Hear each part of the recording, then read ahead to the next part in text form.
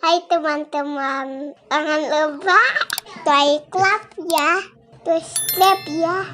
Tanah kumpul, mantannya, agak hitung ya. 1, 2, 3. Terima kasih. Assalamualaikum warahmatullahi wabarakatuh. Alhamdulillah wassalatu wassalamu ala Rasulillah wa ala alihi washabihi wa mawala. Asyhadu an la ilaha illallah wahdahu la syarikalah wa asyhadu anna Muhammadan abduhu wa rasuluhu la nabiyya ba'dah amma ba'du. Rabbi shrahli sadri wa yassirli amri wahlul 'uqdatam min lisani yafqahu qawli. Astagfirullah, astagfirullah, astagfirullah. Alhamdulillah wassalatu wassalamu ala Rasulillah. Mari kita senantiasa bertahmid, berzikir, bertasbih kepada Allah Subhanahu wa taala dan senantiasa berselawat kepada Rasulullah sallallahu alaihi wasallam. Mudah-mudahan kita semuanya dianggap sebagai umat beliau dan senantiasa dapat kelak nanti kita mendapatkan syafaat dari beliau sallallahu alaihi wasallam. Amin ya rabbal alamin. Teman-teman, dimanapun Anda berada, rekan-rekan sekalian, pada episode kali ini saya akan menyampaikan sedikit pengalaman ketika saya mengikuti mengaji di sebuah pesantren. Mungkin agak berbeda dengan pesantren pada umumnya. Bagaimana sih saya bisa masuk ke sana? Sebenarnya waktu itu ada sebuah program untuk bisa kursus bahasa Inggris dan juga pembekalan mental spiritual sebelum akhirnya memasuki dunia kerja, karena saya akan dipromosikan untuk kerja. Dan karena saat itu saya lagi jobless, nggak ada kerjaan, terus dan janjinya lebih menggiurkan karena setelah mengikuti pendidikan di sana selama 3 bulan saya akan masuk kerja, dan akhirnya kita pun mengikuti program tersebut.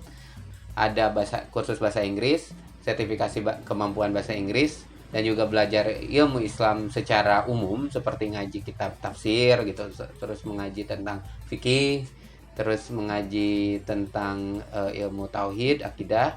Tapi ada sedikit yang berbeda di malam harinya. Ya, waktu itu memang saya dipesankan, biasanya yang pengajian seperti ini selalu pesan seperti ini. Ini hanya untuk kalangan kita, jangan sampai disampaikan ke yang luar gitu kan.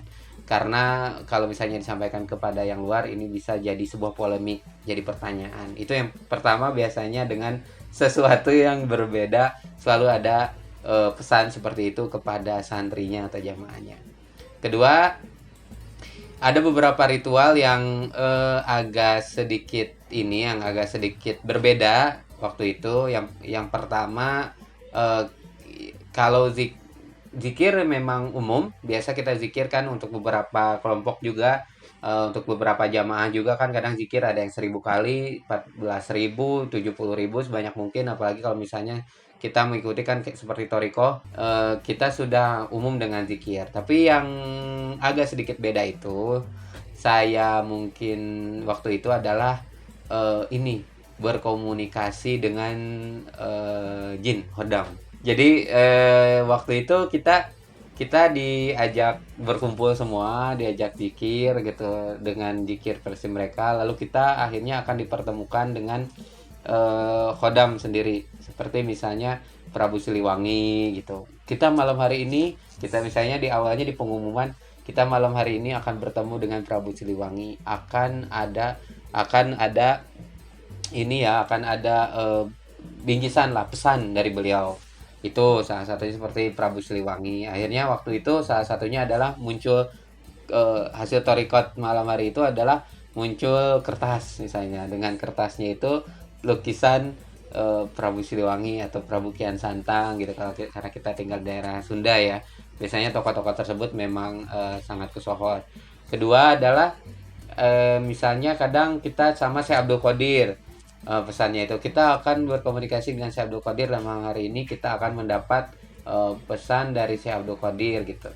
Ini kadang kita berkomunikasi secara batin. Keempat, kadang kita ngajinya itu malam nih, untuk ini tuh jam 12 gitu atau jam 11 gitu. Kita akan dipertemukan dengan dengan maung peliharaan. Maung itu harimau peliharaan, tapi harimau dari bangsa gaib.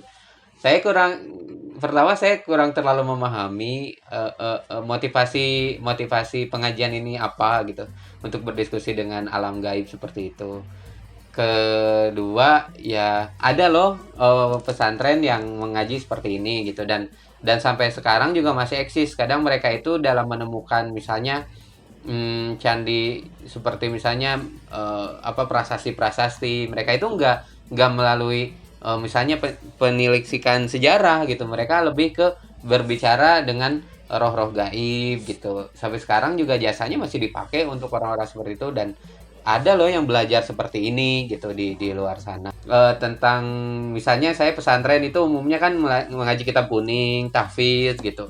Lalu lulusan pesantren itu ya jadinya hafal Quran, bisa membaca kitab, paham nahwu shorof, dan bisa mengajar ngaji misalnya mingguan gitu kan biasanya ngajar kaji. Tapi ada beberapa pesantren yang seperti ini juga. Lalu yang seperti ini, dan sekarang juga beberapa ada yang masih eksis gitu di beberapa daerah, di ya karena saya dari Jawa Barat, di apa daerah Jawa Barat.